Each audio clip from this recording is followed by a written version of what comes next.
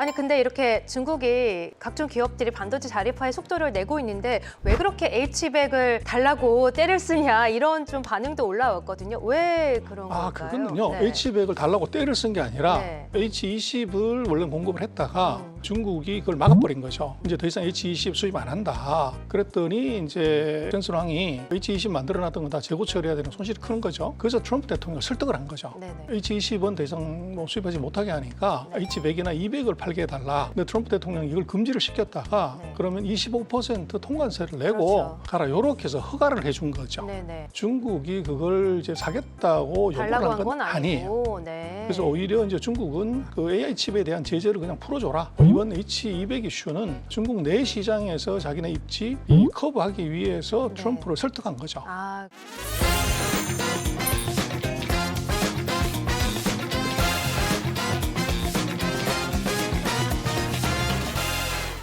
자, 2025년 중국 시장 글로벌 정세를 정리해보고 내년도 글로벌도 중국 시장에 대한 전망과 투자 전략을 함께 이분과 함께 세워가시면 좋을 것 같은데요. 함께 소개를 해드리도록 할게요. 중국경제금융연구소의 전병서 소장님 자리하셨습니다. 안녕하세요. 안녕하십니까? 네, 반갑습니다, 소장님.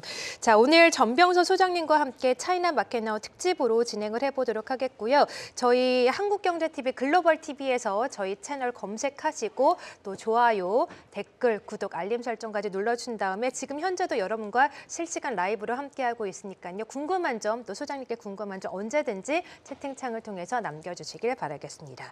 자, 소장님, 저희가 뵌 지 한 3개월 정도 된 것 같은데요. 잘 지내셨습니까? 네. 네.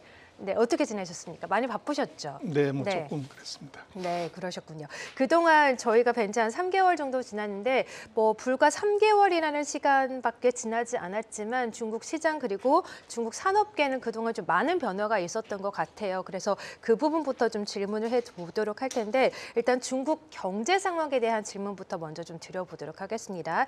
이제 사실 중국 증시가 4, 4분기에는 조금 지지부진한 모습을 보였지만 그래도 올 한 해 동안 좀 10년 내 최고치를 찍지 않았습니까? 올 한 해 중국 이 시장을 돌아봤을 때 어떻게 좀 보셨습니까? 뭐 첫 네. 번째는 집 나갔던 외국인이 다시 돌아왔다. 그다음에 이제 7월 이후에 주가가 뭐 급등을 했는데요. 차트 한번 보여주시면 네. 그래서 이것은 그 정책 기대감이 이제 선반영된 이제 그런 느낌이 있고요. 그리고 이게 지수는 그렇지만 지금 시가총액을 보면 이건 뭐 사상 최고치를 지금 차트에서 빨간색입니다. 뭐 사상 최고치를 이제 뭐 최대를 갱신했죠. 아. 그래서 이것들은 이제 뭐 인덱스는 소위 말하는 이제 증자나 뭐 IPO 때문에 EPS 달루션 때문에 지수는 그랬지만 시장의 크기는 이건 뭐 최근 뭐 한 석 달 사이에 뭐 거의 한 50% 이상 올라갔다. 이제 그렇게 볼 수가 있죠. 그래서 그 이유는 하여간 외국인이 보는 저평가, 그다음에 중국 정부가 이제 그 정책 전환을 할 거다 하는 기대감이 같이 작용한 것 같습니다. 네, 그렇군요. 전반적으로 외국인의 기환 그리고 정책 기대감에 중국 증시가 10년에도 최고치를 찍었다 이렇게 정리를 해볼 수가 있을 것 같은데 사실 올 한 해 중국뿐만 아니라 글로벌 시장을 두고 보더라도 제일 큰 화두가 아무래도 AI, 인공지능이 아닐까 싶습니다. 제 화면을 함께 보시면 뭐 우리 보통 분들은 이제 뭐 챗GPT나 뭐 그 밖에 제미나이를 보통 쓰고 있는데 중국에서도 정말 어마어마하게 많은 다양한 기업들이 이 AI 앱을 좀 출시를 하고 있거든요. 일단 2025년 올 1월에 이제 딥시크가 모델을 공개하면서 뭐 지금 보시는 것처럼 딥시크, 알리바바, 바이두, 텐센트 그리고 문샷까지 다양한 AI를 좀 개발을 하고 있는데 특히 이 미국과 중국 간의 AI 앱 개발 경쟁에 대해서 좀 어떻게 보고 계실까요? 딥시크가 가장 선두에 있는 것처럼 보이지만 네. 중국은 딥시크 나오기 전에 566라고 11개의 딥시크보다 잘하는 놈이 있었어요. 거기에 이제 뭐 12번째 막내가 딥시크고 지금 그 차트 보여주시면 네. 그래서 2022년에 미국과 중국의 갭은 거의 뭐 한 9 수준이 이제 중국이라 하면 미국은 36, 그래서 거의 한 4배 가까운 이제 갭이 있다가 지금 2025년 들어서는 지금 69, 71, 뭐 70, 73. 그래서 간격이 거의 차이가 없는 정도로 올라왔어요. 그러다 보니까 이제 네. 미국도 이거 중국 이 AI 개발에 대해서는 긴장할 수밖에 없고 또 이것은 이제 엔비디아 칩이 없는 상태에서 알고리즘 파워를 이제 이렇게 올렸다는 게 이제 놀라운 일이고요. 그러다 보니까 중국 같은 경우는 이제 응용 뭐 이런 쪽에 있어서는 뭐 세계 뭐 고속으로 업그레이드하고 있다고 봐야 되고, 그래서 이게 아직 뭐 미국에 비해서는 뭐 성능이 떨어지지만 이게 제조업하고 같이 붙어서 실제로 응용하는 데 있어서는 미국을 넘어선다. 이제 그렇게 볼 수 있을 것 같아요. 그래서 네. 주식시장에도 마찬가지로 이제 이게 그대로 반영이 되는, 그래서 AI나 반도체, 뭐 이제 데이터 센터 이 관련되는 회사들은 주가가 폭등을 했죠. 네, 그러니까 보통 이게 중국의 AI라고 한다면 단순히 AI에서 그치는 것이 아니라 AI에다가 제조업을 좀 접목시키면서 실생활 또 산업계에서도 유용하게 쓸 수 있게 좀 만드는 거라고 볼 수가 있겠네요. 네. 그렇습니다. 그래서 네. 미국도 지금 뭐 AI가 많이 쏟아지는 거긴 하지만 돈 버는 AI가 없어요. 다 이제 돈 그래요? 버는, 이제 네. 돈 태우는 이제 AI인데 네. 중국의 지금 관심사는 그걸 제조업과 같이 붙여서 원가를 50% 낮출 수 있는 이제 요게 관심이 있는 거고. 네. 그래서 여기 중국의 강점이라는 것은 제조업이 세계 최강이기 때문에 뭐 인류의 AI를 최강의 이제 제조업 데이터하고 붙여서 생산성을 높여서 이제 진짜 수익을 내는 AI를 하는 것이고, 미국 같은 경우는 AI는 최고가 맞는데 그럼 그걸로 어떻게 돈을 벌래 할 때 사실 답이 잘 없어요. 그래서 뭐 문제 풀고 그림 그리고 뭐 이런다고 해서 돈이 되는 건 아니기 때문에, 그래서 이거 제조업하고 같이 붙여야 되는데, 뭐 미국 같은 경우는 제조업이 뭐 40년 전에 집 나가가지고 이제 붙일 수 있는 이제 제조업 빅데이터가 없다는 것이 이게 이제 두 나라의 AI 전략의 큰 차이입니다. 네, 그러니까 기술 면에서는 미국이 조금 더 앞서가겠지만 중국에서는 또 제조업에 또 접목시키는 분야가 또 확장되고 있기 때문에 그 분야에서 또 생산량 플러스 이익을 좀 더 극대화시킬 수 있다는 측면에서 좀 더 매력적이다는 생각도 드는데, 근데 정말로 궁금한 게 보통 이제 중국하면 저희가 좀 폐쇄적이다 좀 이렇게 생각을 하고 있잖아요. 뭐 가서 중국 내에서 뭐 카톡도 안 되고 유튜브도 안 되고 그러다 보니까 아, 중국은 역시 좀 폐쇄적인구나라고 생각을 하는데, 보통 중국의 AI 앱들을 보면 오픈 소스이고 오히려 미국의 AI 앱들이 좀 폐쇄적이더라고요. 왜 이렇게 좀 차이가 나고 중국이 오픈 소스를 이렇게 공략하는 이유가 어디에 있을까요? 그래서 오픈 AI라고 그러는데 오픈이 아니라 클로즈 AI죠. 그렇죠. 네. 중국 같은 경우 후발자이기 때문에 이걸 오픈 소스로 가져가게 되면 기커브에 올려놨을 때 뭐 딥시크가 처음 나왔을 때 하루 만에 3,200개인가가 이제 퍼가서 모델을 만들었어요. 네. 그러면 이제 오픈 소스를 가게 되면 그걸 퍼간 이제 AI 회사가 어떤 회사인지 다 알 수가 있고, 그 회사의 사이트에 들어가 보면 거기다 플러스 1을 했을 거란 말이에요. 네네. 그러면 가만 앉아갖고 3,000명의 연구원이 더 추가되는 효과를 가질 수 있어요. 그러다 보니까 이것이 모델의 확장, 그리고 새로운 아이디어, 이거를 이제 무지막지하게 얻을 수 있고, 그래서 지금 중국이 오픈 소스 정책을 가지면서 또 이제 중국이 미국을 추격하고 있는 빠른 속도로 갈 수 있는 또 하나의 비밀은 오픈 소스입니다. 그리고 이제 미국 같은 경우는 어떻게 보면 이제 미국 업체들끼리의 치열한 경쟁이다 보니까 이걸 자기 소스를 오픈했을 때 뒤통수를 맞을 위험이 있기 때문에 계속 이제 폐쇄형으로 하게 돼 있고, 네. 그러다 보니까 두 나라의 어떻게 보면 초기의 AI의 환경의 유분리가 아이러니하게도 지금은 이게 그 AI의 발전 속도를 이제 영향을 주는 이런 현상이 나타나고 있고, 또 하나는 그 이제 돈 태우는 것과 관계가 있죠. 그래서 오픈 소스로 해서 다양한 아이디어가 나오면 빨리 업그레이드가 되는데, 그렇죠. 자기가 혼자 다 하려고 하면 이제 돈이 무지막지하게 들어가는. 그래서 네. 미국이 뭐 AI에 그 투자하는 돈들이 연간 5천억 불이 지금 넘어요. 그 빅5, 빅7들이. 근데 미국이 그렇게 많이 던지지만 중국은 거의 한 10분의 1? 뭐 많아도 5분의 1 정도밖에 AI가 안 돼요. 투자 금액이. 그러면 이거 끝난 거 아니냐 그러는데, 이게 지금 다른 점이 미국은 위너 텍스 올 1등에서 다 먹겠다는 것 때문에 모든 회사가 똑등을 투자하지만, 중국은 2017년부터 이제 AI를 시작하면서 정부가 10개 분야의 중요한 산업의 AI를 지정을 했어요. 그래서 예를 들면 이제 자율주행 자동차다. 이건 바이두 너만 해. 예를 들어서 이제 스마트 시티다. 요거는 텐센트 너만 하고, 헬스케어는 예를 들면은 이제 뭐 이런 식으로. 네네. 그러다 보니까 상대적으로 이 투자 금액이 이게 적게 들어가면서 집중에 그 효과가 지금 있는 거죠. 그래서 그게 이제 미중의 AI 전략에서 극명한 차이가 있습니다. 네, 그렇군요. 혹시 소장님도 AI 앱을 사용하고 계신가요? 네. 뭐 미국 거, 중국 거 한국 네. 거 다 써보죠. 어떤 게 좀 나았다고 보세요? 그래서 이제 네. 그게 글로벌한 데이터는 네. 뭐 중국, 미국계 월등히 강한데 문제는 중국에 관한 걸 물어보면 이제 미국 AI는 네. 답이 엉성하거나 조금 이제 그쵸. 안 맞는 엉터리가 많고 네네. 중국 같은 경우는 중국에 관한 사항은 중국 앱에 AI에 물어보는 것이 가장 네. 정확해요. 네. 그래서 이게 이제 장단점이 이미 있고 또 중국 같은 경우는 정보의 어떤 그 폐쇄성이라든지 또 한자 뭐 이런 문제가 있기 때문에 글로벌 AI가 쉽게 접근할 수 없는 우리가 소브레인 AI 얘기를 하는데 제가 보기엔 소브레인 AI가 가장 잘 적용되는 데가 이게 중국이 아닌가 싶어요. 그렇군요. 자, 이렇게 해서 미국과 중국 간의 AI 앱 경쟁 또 격차가 갈수록 축소되고 있다고 말씀해 주셨는데 이제 지난번에 3개월 전에 좀 나오셨을 때 중국의 탈 엔비디아는 계속 좀 진행 중이다라고 뭐 언급을 해 주셨잖아요. 지금 제 화면 이제 그 기사를 보면 최근에 엔비디아 관련된 뉴스가 정말 많지 않았습니까? 특히나 H200에 관한 뉴스가 상당히 많았는데 트럼프 대통령이 H200 수출을 허용을 했습니다. 또 오늘 관련된 뉴스가 계속해서 나오고 있는데 또 중국 측에서는 오히려 좀 H200을 안 받을 수 있다 이런 얘기도 나오고요. 이에 관해서 혹시 소장님께서는 어떻게 좀 판단을 근데 이렇게 봐야 될 것 하세요? 같아요. H100의 호송칩을 뭐 무한대로 준다 그러면 지금도 그 H100이 없는데도 이게 AI 모델을 그렇게 잘 만드는데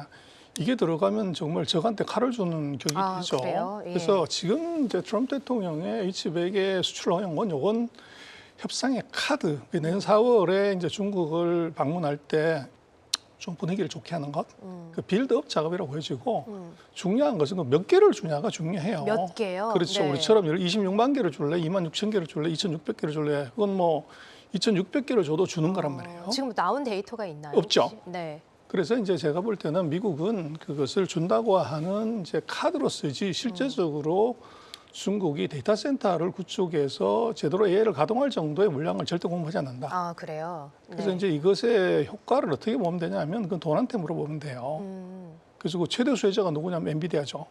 그럼 만약에 전 세계 지금 뭐 AI 칩 수요의 그 20, 30%가 중국인데 네. 그러면 엔비디아 주가가 올라가야 돼요. 그렇죠. 근데 엔비디아 주가가 이제 계속 빠지고 있고 뭐 별 재미가 없죠. 네네. 그리고 H100 수출을 허용했다는 날에도 엔비디아 주가는 빠졌어요. 그 얘기는 시장이 바라보는 돈이 바라보는 H100은 이건 쇼다. 그래서 이제 그렇게 봐야 될 것 같아요. 네. 그래서 일단 H200을 수출을 이제 허용한다고 하니까 중국의 이제 빅테크 기업들 뭐 알리바바, 텐센트 이런 기업들은 굉장히 좀 환호하는 분위기고 반면에 중국 정부는 좀 반대하는 입장이고 중국 정부에서도 이렇게 좀 빅테크 기업들에게 만약에 H200을 좀 수입을 한다면 정부의 좀 관리를 받아라 이런 내용이 좀 나오고 있는데 그러면 향후 좀 이 H200 관련한 이슈는 어떻게 좀 흘러가고 중국 이 테크 기업들이 어떤 영향을 줄 거라고 보세요? H100 이슈는요. 지금 이제 지금 차트 한번 보여주시면 네. 중국 정부가 왜 H100을 이제 안 받겠다 또는 뭐 이제 그런 얘기를 슬쩍 내비치냐고 그러면 이게 네. 이제 H200은 H100의 이제 메모리 성능을 올린 거거든요. 그래서 GPU의 스피드는 똑같은데 이걸 100이라고 봤을 때 지금 하웨이의 어센드 910C가 한 80%, 알리바바의 이제 AI 칩이 한 80%, 바이두가 한 70%, 이 정도 이미 성능이 와 있어요. 그러다 보니까 예를 들면 알리바바 칩 2개를 쓰면 이제 엔비디아 칩 하나를 쓰는 효과를 이미 낼 수 있는 거죠. 그렇군요. 그러다 네. 보니까 이미 기술이 이만큼 따라왔고, 그다음에 이제 미국의 그런 그 H200의 수출이라는 것이 이제 중국 입장에서는 뭐 주면 좋지만 결코 이것이 이제 무기로 쓸 만큼 주지 않을 것이다. 그래서 이제 중국에서는 최근에 또 한 달 전에 뭔 얘기를 했냐면 공공 데이터 센터에는 전부 외산칩 다 빼라. 그리고 아직 30% 이상 공정률이 진행되지 않은 이제 데이터 센터에서는 지금 들어가고 있는 외산칩도 다 철수시고 0을 만들어라. 네. 요렇게 얘기를 했어요. 네. 그래서 그거는 첫 번째는 요런 이제 H100, 200을 대체할 수 있는 중국 내에 대체제가 있다는 것이 하나 있고 네. 두 번째로는 지금 이제 미국이 얘기하고 있는 것이 그것이 쇼일 가능성이 높다. 그래요? 그래서 거기에 이제 너무 현혹되지 마라. 그런 게 있고 또 이제 미국의 전략은 이제 이미 이 정도 국산을 왔기 때문에 안 팔면 오히려 매출액에 손해를 본다. 이런 주장이 이제 전선왕의 주장이에요. 네네. 근데 중국 입장에서는 이제 그것이 그 전략적으로 미국의 대통령은 사인했다고 해도 국회는 가만히 있을 거냐. 지금 국회는 뭐 이제 택도 없는 얘기 하지 마라. 어떻게 지금 뭐 AI 모델이 딥시크가 오픈 AI의 수준을 따라오는데 거기다가 고성능십을 주냐. 그래서 지금 반대 법안도 만들고 뭐 이러는 거거든요. 네네. 그러다 보니까 이것이 순조롭게 가지 않는다. 이제 그렇게 보고 있고 네. 또 중국 입장에서는 뭐 확실하게 방향을 정하는 것은 AI 칩의 국산화 이거에다 목숨 건다. 이제 그렇기 때문에 네. 대량으로 이제 주지도 않겠지만 대량으로 들어왔을 때 자국 산업에 피해가 있을 수 있으니까 네. 그런 좀 생각을 해봐야 되겠다. 그리고 지금 이제 미국이 AI 칩을 고성능 칩을 줄 때는 뒤에다 꼬리표를 붙여주겠다는 얘기가 지금 있거든요. 네네. 그럼 이걸 어디서 썼는지를 다 알 수가 있다는 건데 그렇죠. 네. 그래서 그런 이제 안전 문제도 있다. 그래서 이제 중국 정부가 우리가 심사를 하겠다. 어디에 쓸 건지 그렇죠. 이제 그 얘기를 한 건 바로 그것 때문에 그렇습니다. 네. 그럼 결국에는 이 H200 수출 승인이 중국의 이제 반도체 자립화의 속도를 좀 내주게 될까요? 어떻게 득이 될까요? 독이 될까요? 어떻게 보십니까? 그래서 이제 저것은 어차피 미국이 뭐 제대로 주지 않을 거니까 이제는 아마 그 벤치마크가 옛날에는 H20을 어떻게 이제 국산화하냐 그거의 목표였다가 네. 이제는 아마 중국의 국산화의 표준이 H200이 될 거예요. 아, 그래요? 그래서 표준의 어떤 그 스탠다드를 높여주는 그런 형태로 봐야 될 것 같고 정말 제대로 뭐 준다고 그러면 이건 좀 엄청난 득이고 그러나 지금은 뭐 중국이 뭐 자기나 원했던 것이 아니기 때문에 이건 뭐 실이다 얘기하기는 좀 어렵죠. 네. 근데 정말로 대량으로 공급을 하게 되면 AI 업체한테는 득이고 그쵸. 중국의 AI 칩 회사들 네. 좀 최근에 뭐 상장을 줄줄이 하게 되는데 맞아요. 이 회사들에는 악재가 되죠. 근데 이제 그게 뭐 그런 가능성이 별로 없어 보이는 거지. 최근에 상장된 중국 AI 칩 회사들 주가가 계속 폭등하는 중이에요. 네네. 그러면 이제 미국의 AI 칩의 고성능 칩의 등장 자체가 위협이 안 된다는 얘기고 위협이 안 된다는 얘기는 수량이 얼마 안 될 거다. 그렇게 시장은 이미 그렇게 보고 있는 것 같아요. 네, 그렇군요. 이렇게 좀 미국이 중국과의 또 AI 관련돼서 기술 경쟁을 좀 심하게 펼치고 규제를 좀 계속해서 가하고 있다 보니까 중국도 반도체 자립화의 속도를 내지 않을 수가 없잖아요. 그래서 정말 뭐 SMIC든 뭐 화웨이든 캠브리콘이든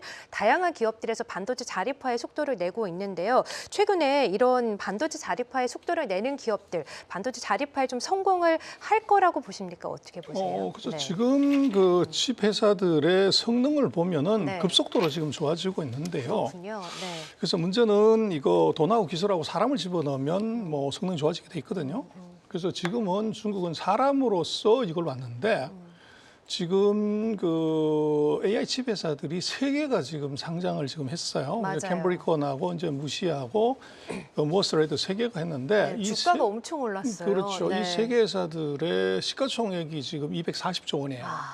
네. 그래서 이거는 뭐 어마어마한 정도인데 네. 결국은 이게 이제 H100, H200 수준의 성능에 대한 평가를 이제 시장이 높게 하고 있다는 것이고 그리고 이게 이제 IPO를 하면서 자금 조달을 수천억씩 지금 한 거죠.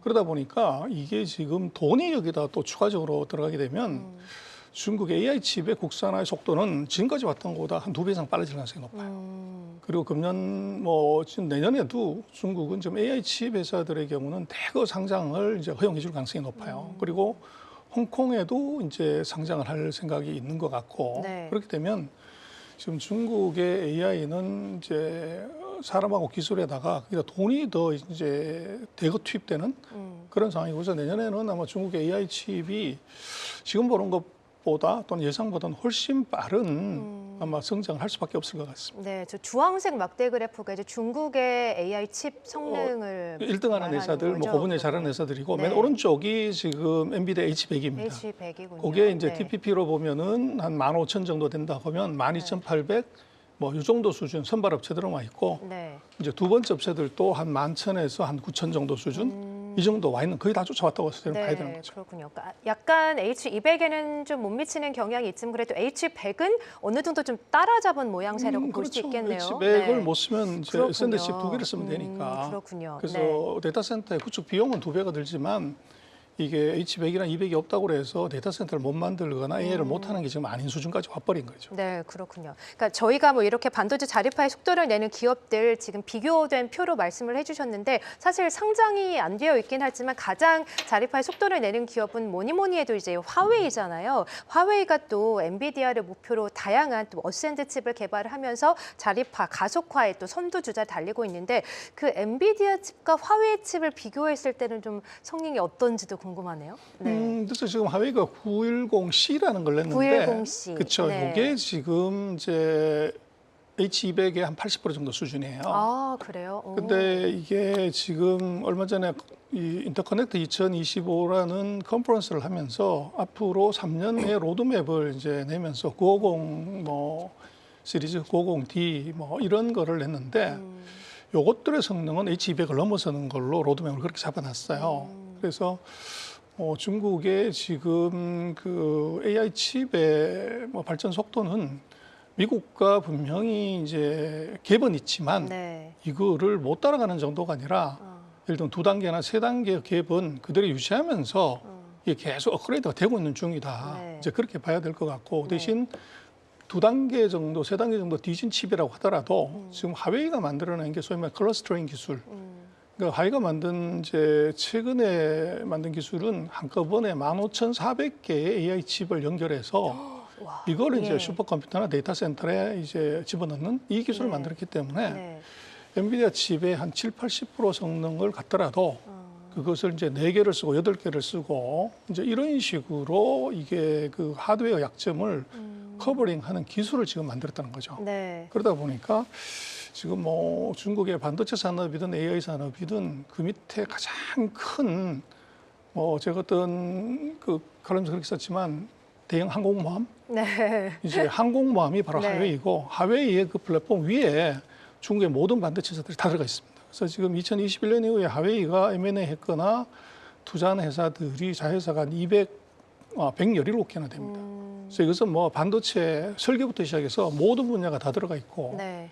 그러다 보니까 중국 반도체 국산화의 선두는 우리가 알고 있는 CXMT나 SMIC나 YMTC가 아니고 네. 이건 하웨이가 숨어 있는 이제 항공모함입니다. 근데 이제 하웨이는 뭐 아시는 것처럼 비상장 회사이기 때문에 그러니까요. 공시 의무가 없어요. 그러니까 이제 하웨이가 뭘 하고 있는지를 그래서 더 이제 무서워요. 잘 모르는 거죠. 네, 그렇죠. 그래서 하웨이를 잘 봐야 됩니다. 네, 그렇군요. 아니 그래서 지금 채팅창에서도 아니 근데 이렇게 중국이 각종 기업들이 반도체 자립화의 속도를 내고 있는데 왜 그렇게 H100을 달라고 때를 쓰냐 이런 좀 반응도 올라왔거든요. 왜 그런 걸까요? 그거는요. 네. H100을 달라고 때를 쓴 게 아니라 네. 이게 이제 그렇게 돼 있는 거죠. H20을 원래 공급을 했다가 이게 중국이 그걸 막아버린 거죠.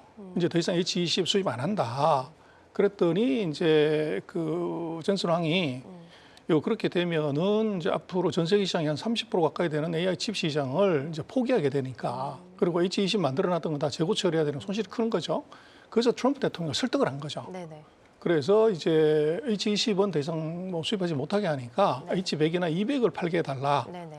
근데 트럼프 대통령이 이걸 금지를 시켰다가 네. 그러면 25% 통관세를 내고 그렇죠.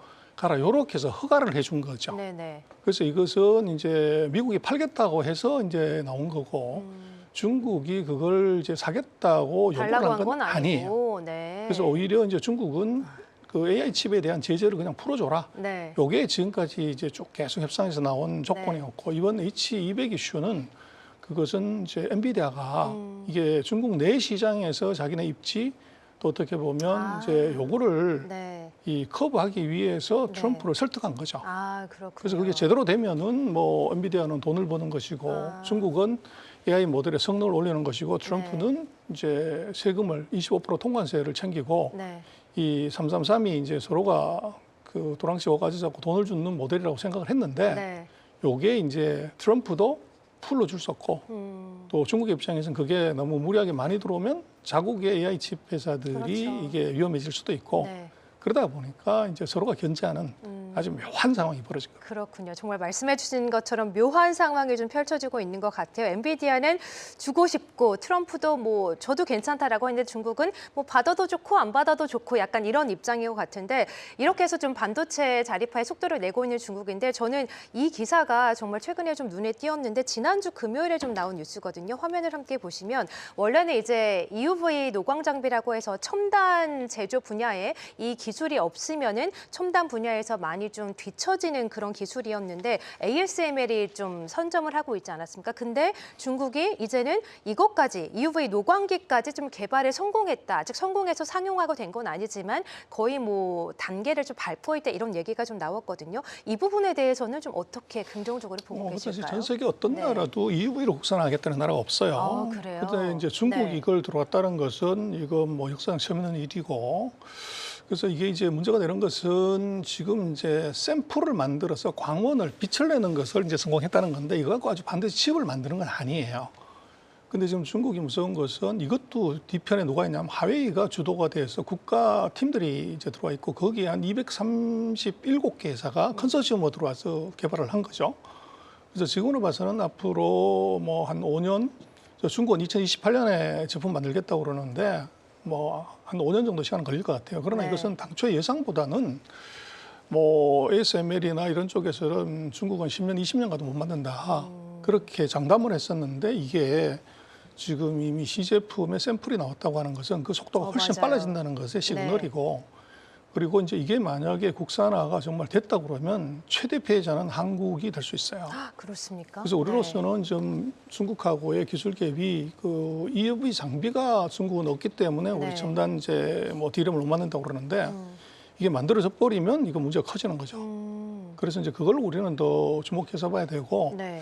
그러나 그게 지금 2등이 1등 한다 뭐 이게 신고 같지만 1등하고 2등의 차이가 10년 차이가 나는 2등이면 그것은 뭐 그 수준에서는 대단하다 이렇게 네. 할 수 있지만 아직 그 첨단 제품을 만들 수 있는 수준 이것은 아직 한참 못 미친다. 네. 적어도 5년 정도 시간 뒤의 얘기다.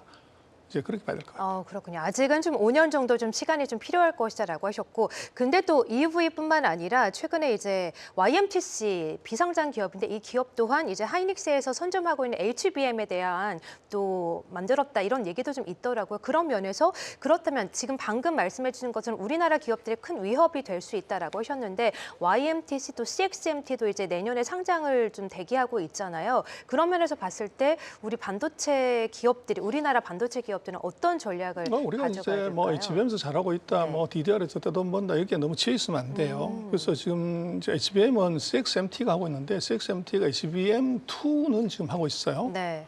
근데 이게 3.2의 뭐 격차라는 게 2단계고 이게 시간이 뭐 10년, 20년이 아니라 불과 1, 2년이거든요. 그리고 지금 우리가 4를 한다고 얘기하지만 그 시차를 보면은 2, 3년이 안 됩니다. 그래서 우리로서는 중국이 대규모 자금이 이제 투입이 되고 거기에 이제 국가적인 지원이 이루어지면 지금 우리가 생각하는 것보다는 훨씬 빠른 이제 국산화가 된다고 사실은 봐야 돼요. 근데 우리는 조금 중국의 실력이나 이것을 조금 이제 비관적으로 보는 경향이 굉장히 심해요. 그러나 제가 볼 때는 지금 중국의 그 자원의 집중, 이 속도를 보면 우리가 예상하는 것보다 항상 더 빠를 것이다. 그래서 우리로서는 조금 긴장하고 지금 HBM4를 갖고서 오늘 뭐 신문에도 뭐 엄청난 선언을 하지만 지금 4가 아니라 5나 6로 어떻게 이제 가서 완벽한 초격차를 만드냐 이게 너무너무 중요해요. 근데 그렇게 하려고 그러면 이제 국가적인 지원도 있어야 되고 또 사회적인 이제 뭐 동의가 있어야 돼요. 그래서 지금 3E를 만드는 데서 앞으로 3단계로 더 앞으로 나가는 것 이거 제대로 해야지 안 하다가 보면은 3, 4년 뒤에 훅 하고 따라잡히는 그런 불상사가 생길 수 있습니다. 네, 알겠습니다. 자, 지금 이렇게 전병서 소장님과 함께 중국의 반도체 자립화에 속도를 내고 있는 기업들 그리고 미국과 중국 간의 AI 기술 경쟁에 대한 이야기를 좀 나눠보고 있는데요. 다시 좀 관세 이야기로 좀 돌아가 볼까 합니다. 지난번에 이제 중국의 수출 무역 지표가 나왔는데 무역 흑자가 무려 1조 달러를 넘어서면서 사상 최대치를 돌파했습니다. 사실 미국과 중국 간의 관세 전쟁이 정말 격정적으로 좀 흘러가고 있기 때문에 이렇게 나오는 수치가 맞나 이런 생각도 들었고 또 IMF에서도 이런 수출 주도형 경제가 또 무역 긴장을 더욱 더 가속화시키고 있다 이렇게 좀 중국에 경고를 하기도 했거든요. 이 부분은 좀 어떻게 보셨어요, 소장님? 차트부터 한번 보시죠. 뭐. 예. 지금 보시면은 왼쪽, 네, 차트 한번 보시세요. 그 11월 달까지 보면은 중국의 무역 수지흑자가 1조 758억 달러고요. 네. 그 중에서 미국에서 번 돈 흑자가 2,572억 불인데 이것은 2018년 이후에 뭐 최저입니다. 그래서 미국에서는 최저로 흑자가 줄어들었지만 전체적으로 보면은 사상 그러니까요. 최대를 갱신했는데 지금 네. 1조 달러면은요. 전 세계 GDP 랭킹으로 보면 한 19위 하는 나라 폴란드 정도 GDP 사이즈 정도 되는 겁니다. 아, 그렇군요. 그래서 무지막지한 이제 이게 사실 난 거고 이건 다르게 의미는 GS 컴트레이드 5천 개 품목 중에서 그 단 하나도 빼지 않고 다 생산한 나라가 중국이기 때문에 이제 뭐 미국이 최근 뭐 몇 년 사이에 특히 트럼프 대통령이 뭐 관세를 갖고 얘기를 했지만 이건 완전 헛발질이었다. 이제 2018년부터 트럼프 대통령이 이제 관세 얘기를 했지만 그 사이에 뭐 25%를 올렸고 최근에 35%에서 50%까지 올렸지만 맞아요. 무역 흑자가 줄지 않았다는 것은 미국으로의 수출은 줄었지만 미국 이외 지역이 이제 더 많이 늘었다는 거죠. 그래서 시장 다변화, 그 다음에 이제 우회 수출, 요게 이제 커졌다는 것이고. 네. 그래서 지금 미국의 정책은 이건 이제 어떻게 보면은 방향을 잘못 잡았다. 그래서 지금 누가 탈중국했냐? 네. 그러는데 오히려 탈중국이 아니라 탈미국을 중국에 하는. 그래서 왼쪽 차트 보시면 대미 수출 비중이 19.4, 2018년에 19%에서 지금 11%로 거의 반으로 줄었어요. 그리고 대미 흑자 비중도 2018년에는 전체 흑자의 100%였다가 네. 지금 24%로 무려 5분의 1 가까이 줄었어요. 그런데도 흑자는 사상 최대가 났다는 거죠. 네. 그래서 지금 미국이 중국을 무역으로 이제 컨트롤 한다는 것은 네. 효과가 별로 없다. 이제 이렇게 봐야 되고. 네. 그래서 이것은 결국은 이제 중국이 미국 이외 지역으로 밀어내기를 했다. 이런 추론도 사실은 가능하고. 네. 또 중국이 이제 내수 시장의 부진을 이제 수출로 이제 만회를 했다. 그것도 설득력이 있어요. 그러나 문제는 이게 압력을 높인다고 하는 것이 뭐 당연히 있는지만 그렇지만 중국의 제조업의 경쟁력을 이길 수가 있냐 하는 것에 방점을 둬야 됩니다. 그래서 이게 무역 뭐 압력을 높인다고 그러는데 가격이 싼데 어떡하냐. 그러게요. 이제 이게 문제가 되는 소비자 거죠. 입장에서는 어쩔 수 없죠. 그렇습니다. 네. 그래서 이제 지금 우리로서는 좀 냉정하게 봐야 되는 것은 네. 이게 통상 압력을 높인다는 것은 그건 정치가 알아서 할 일이고 우리 기업이나 한국 기업 입장에서는 중국이 어떻게 저런 이제 초저원가를 만들어서 전 세계 가장 싼 가격으로 전 세계를 공격하냐는 거 이게 중요하죠. 그래서 중국의 이제 원가 절감의 그 노하우 네. 또는 방법 이걸 봐야 되는데 거기에 네. 아주 드라마틱한 변화가 뭐냐면 네. 바로 AI 플러스입니다. 중국이 제조업에 AI를 붙여가지고 맞아요. 공장을 자동화시키면서 이게 코스트를 대폭 낮추는 거 네. 이거 정말 무섭게 봐야 되고 지금 만약에 그게 제대로 돼버리면 아마 1조 달러가 아니라 1조 5천, 2조 달러가 나올 수도 있어요. 와, 예. 그래서 이것은 뭐 안팎을 넣든 말든 이제 관세를 35% 때렸는데 제조 원가가 50% 떨어지면 그러면 이거 관세 물고도 이게 15% 남는 거죠. 이제 그것이 중국이 지금 이제 추구하는 방향인데 네. 그게 소위 말하는 다크 팩토리입니다. 그래서 공장에 불이 꺼져 있는 거죠. 그렇죠. 그래서 예전에 출연하실 때도 그래서 12 to 12라고 출퇴근 없는 그렇죠. 걸 말씀하셨었잖아요. 그래서 그렇게 네. 되면은 인건비 한 10에서 15%가 세이브되고 그렇죠. 네. 이게 말씀하신 8시간 일하는 게 아니라 360을 2시간, 24시간 돌리면 고정비가 3분의 1로 줄죠. 맞아요. 그럼 거기서 30% 이상의 코스트가 다운이 되는 것이고 그게 생산성이 한 10에서 15% 올라가면 45에서 50%의 코스트가 다운될 수 있죠. 이게 지금 중국이 추구하는 AI 플러스고 우리로서는 뭐 중국이 무역 흑자가 얼마가 나서 이제 이런 것보다는 그 흑자가 나는 원가 구조 이제 이거를 냉정하게 좀 보고 그게 그 화살이 전 세계로 가는 것이 아니라 이게 전 세계에서 제조업을 제대로 하는 데는 독일하고 우리 정도니까 우리가 최대 피해자가 될 수 있다는 것, 그게 정말로 심각한 일이죠. 그렇군요. 말씀을 듣고 보니까 약간 정말 좀 긴장해야겠다라는 생각도 듭니다. 어쨌든 중국에 이렇게 1조 달러 무역 흑자가 나온 이유가 시장 다변화, 우회 수출 여러 가지 이유가 있겠지만 그중에서도 AI 플러스로 인한 또 생산 단가 감소로 인한 여러 가지 정책들에 맞물린 결과다. 또 이런 무역 흑자 규모가 더 늘어날 수 있기 때문에 우리 기업들도 긴장을 해야 된다라고 말씀해 주셨는데 사실 중국이 이렇게 무역 흑자를 좀 내고 있긴 하지만 이 내부적으로 봤을 때 마냥 좀 좋은 것만은 아니거든요. 지금 제 화면을 함께 보시면 이 지표가 최근에 좀 안 좋게 나와서 중국에 관련된 지표가 나올 때마다 시장이 좀 많이 흔들리고 있더라고요. 소비 지표도 떨어지고 있고 생산 지표도 떨어지고 있고 여기다 투자 지표는 계속 마이너스를 좀 찍고 있다 보니까 내수 부진에 대한 우려감, 경각심이 많이 부각이 되는데 이 부분은 어떻게 보세요? 네. 그래서 저 차트를 보시면 더 선명하게 나오는데요. 네. 저 차트 한번 보여주실래요? 예. 그 중국의 경제 지표 보시면 파랗게 지금 다이빙하고 있는 지표가 이게 바로 투자입니다.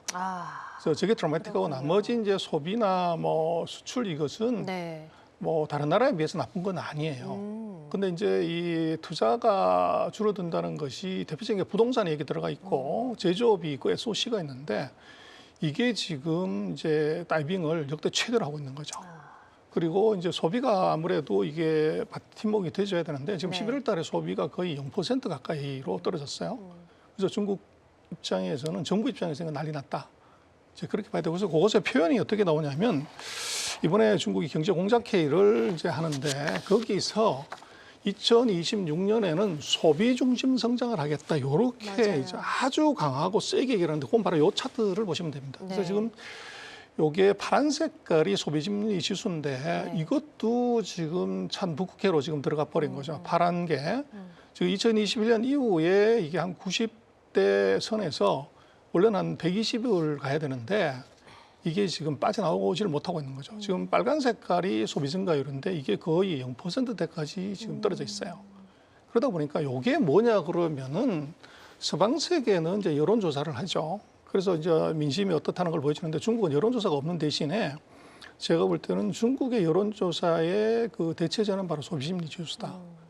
이게 지금 뭐 내리 4년째 그 최악이라고 하는 것은 이것은 국정에 대한 이제 어떻게 보면 인민들의 평가고 이걸 지속적으로 이 상태로 유지한다고 그러면 굉장한 이제 정치적인 부담, 정권의 안정성에 리스크가 있을 수 있어요. 그러다 보니까 아마 내년에는 이걸 위로 끌어올리는 전략, 네. 이게 아마 모든 국가 정책의 최우선순위가 될 것 같아요.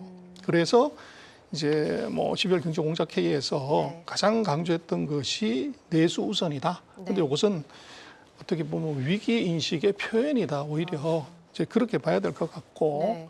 그래서 아마 내년에는 그 인프라 투자는 뭐 늘리겠지만 더 중요한 것은 아마 소비를 부양시키기 위한 정부 정책이 아마 종합 선물 세트로 나올 가능성이 크다. 네. 그렇게 보입니다. 네, 그래서 이번에 이제 중앙경제공작회의에서도 시진핑 주석이 이제 앞장서서 내수에 대한 또 강조를 했는데 그러면 이제 내년도 이제 양회까지 내수에 대한 정책을 계속해서 펼쳐질 텐데 이에 대해서 저희가 좀 주목해볼 포인트가 어떤 것들이 있고 또 말씀해주신 것처럼 부동산 이슈는 이렇게 좀 묻어두고 가도 되는 것인지 사실 완커 이슈가 좀 최근에 좀 불거지고 있지 않습니까? 이 부분은 어떻게 좀 보고 계실까요? 그래서 이제 부동산은요, 지금 그 뭐 가장 발목을 잡은 게 부동산인데 지금 그쵸. 보시면은 제 차트 한번 보여주시면 주택 재고 면적 시간 보여주세요. 그래서 이게 부동산 가격이 작년 9월부터 그렇게 경기 부양을 왜 안 올라가냐면 바로 재고 때문에 그렇습니다. 재고가 너무 많아서 이제 그런 문제가 있는데 재고가 작년 이제 초가 사상 최대로 많았고 이게 금년 하반기 들어서 이제 감소하기 시작을 합니다. 그래서 중국 정부가 바라보는 이제 부동산은 최악은 지났다. 그래서 경기 부양책을 대거 퍼부어놨기 때문에 그 효과가 나기를 좀 기다린다. 이제 그렇게 지금 보고 있는 것 같고 그 제 차트 한번 보여주세요. 주택 재고 면적 추이요. 그리고 지금 바로 이 차트입니다. 보시면은 저 재고가 파란 색깔이 재고인데 재고가 이제 살짝 줄기 시작하는 트렌드가 보이죠. 그리고 이제 가격을 보시면은 그 작년 7월에서 9월이 이제 중국의 주요 도시들 보면은 최악이었다가 이제는 이제 조금 회복할 수 있는 가능성이 보이는 좀 나아지고 있는 건가요? 그렇죠. 그런 예. 그림으로 지금 보여지고 있고요. 네.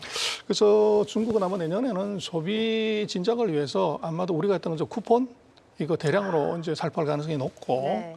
그다음에 이제 두 번째는 그 부동산의 그 하드 랜딩을 막는 이제 정책 여기 나오는데 이게 이번에도 경제공작에서 나왔지만 그 재고를 소진하는 방법 중에 하나로 지방의 미분양 주택은 이제 정부가 사서 그것을 임대주택으로 전환하는 전략 뭐 이런 게 이제 명시적으로 나왔어요. 네. 그러다 보니까 아마 부동산 시장의 하드랜딩은 이제 막으려고 하는 것이고 최근에 한국 언론에서 본 이제 왕커 얘기가 나오는데 맞아요. 왕커는 이미 뭐 2010년 초반에 이제 1등을 했던 회사인데 그 사이 이제 CEO가 사고를 치는 바람에 지금은 뭐 한 9등에서 10등 정도 중국의 그 부동산 회사 중에서 그래서 이제 마이너리티로 이미 추락한 회사고 그래서 그것이 뭐 또 다른 중국 시장의 부동산의 내관이나 그럴 가능성은 1도 없습니다. 없고 오히려 중국 정부가 이제 부동산 경기를 올려야 되는 과제가 있기 때문에 네.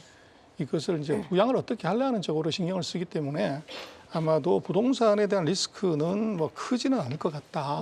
그래서 오히려 그 정부의 그 소비 부양책이 뭘로 나오냐, 그리고 이제 소비도 어떤 형태로 하냐고 하는 것이 중요한데 지금 기술이 주도하는 소비 뭐 이런 얘기를 해요.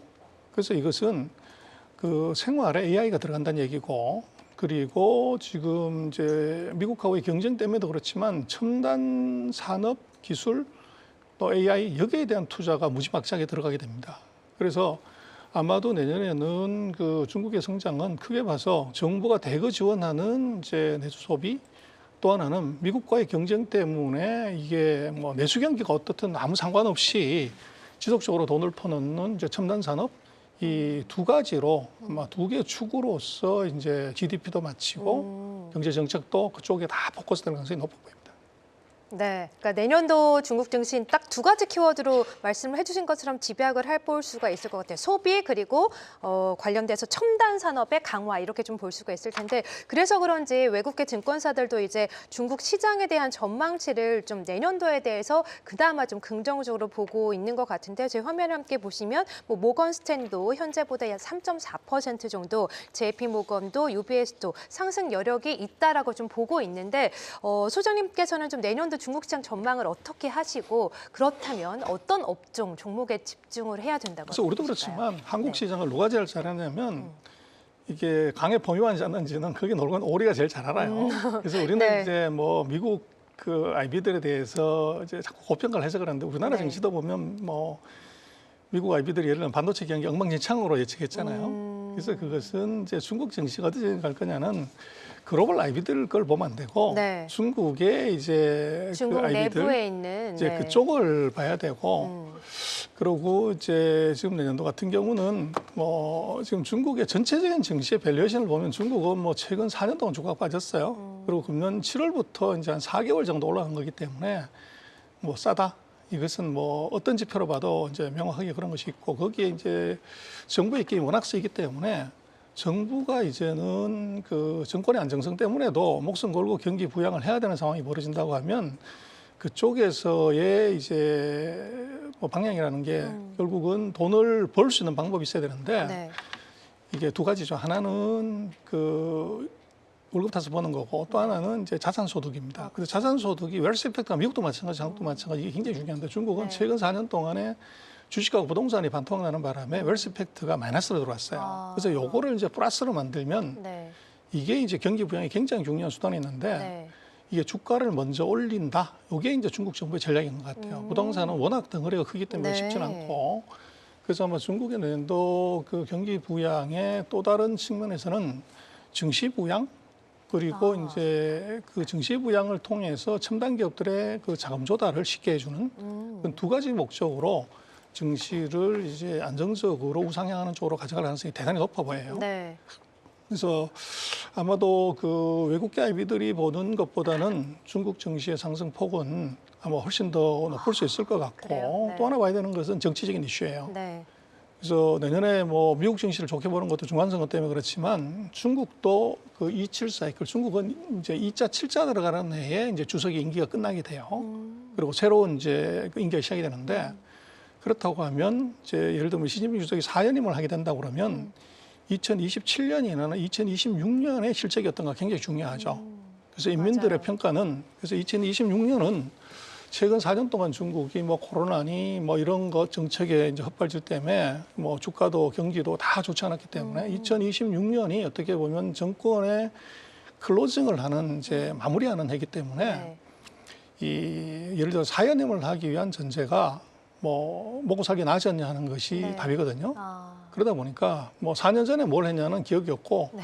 바로 직전 연도로 그렇죠. 가면 2026년에 중국 경기는 그런 정치적인 이유 때문에도 이것은 예상보다 더 높게 그래서 5% 얘기를 하시면 제가 보기엔 5%보다 훨씬 더 높은 성장률이 나올 가능성이 있어요. 네. 그러다 보면은 내년도에 중국 증시는 그런 이제 뭐 단순한 이유보다는 세 가지 이유 때문에 예상보다는 경제도 그렇고 이제 증시도 훨씬 더 많이 갈 가능성이 높다. 네. 이제 그렇게 볼 수 있을 것 같습니다. 그렇군요. 내년이 또 시진핑 주석에게도 굉장히 중요한 한 해가 될 것이기 때문에 증시 부양 의지와 함께 또 증시 자체도 좀 올라갈 수밖에 없다. 외국계 IB들의 그 예상치보다 더 좀 올라갈 것이지 않을까라는 전망까지 해주셨는데 그러면 어떤 업종을 좀 주목을 하고 계신지도 소장님께 좀 궁금한데 사실 우리 국내 투자자분들은 사실 좀 테크주에 많이 좀 염두를 좀 하고 계시거든요. 어떤 업종을 보고 계세요? 1순위는 중국은 네. 테크입니다. 테크. 미국하고 네. 똑같은 것 그렇지만 미국은 4년 동안 테크가 올랐지만 중국은 이제 뭐 금년 들어서 조금 간 거기 때문에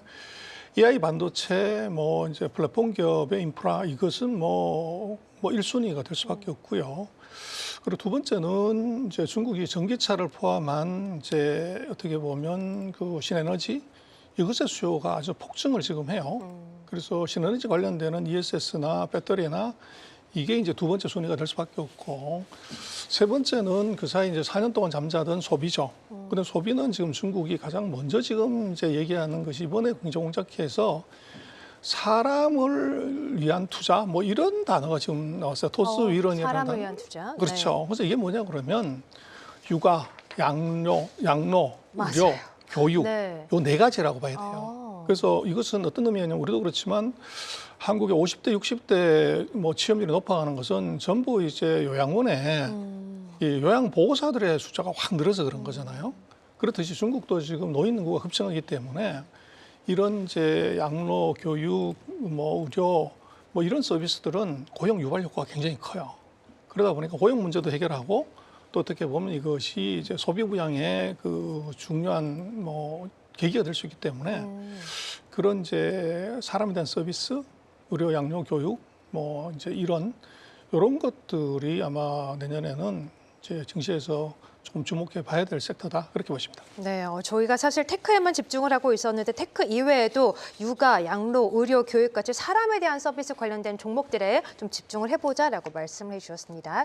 자, 그러면 이제 내년도 중국 시장에 대한 이야기를 쭉 해주셨는데 사실 중국도 내년에 이벤트들이 상당히 많더라고요. 일단 4월 달에 뭐 만날지는 모르겠습니다만 트럼프 대통령이 뭐 방중한다 이런 얘기도 있고 오중전회도 있고 또 1월에는 또 GDP 발표까지 굵직굵직한 이벤트들이 남아있는데 내년도 중국 증시에 투자하는 투자자분들에게 한마디 좀 부탁드릴게요.